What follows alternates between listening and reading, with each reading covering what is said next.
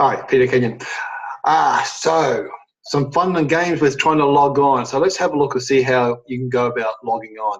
Now, most of you would have received your username and password. So let's see how we go about using that.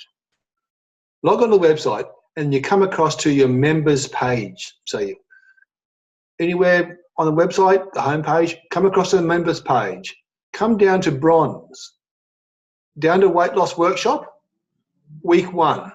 Now, when you click on to week 1, you would like to see this come up, but you won't the first time until you use your password and your username.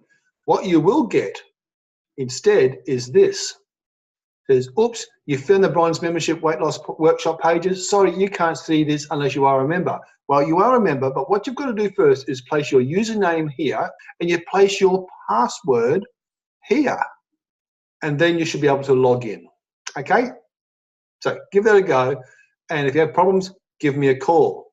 Give me a call also if you haven't received the email. Now, check your email in the spam and your junk mail, because that's where it generally goes the first time. Try it that way. If you have problems, give me a call.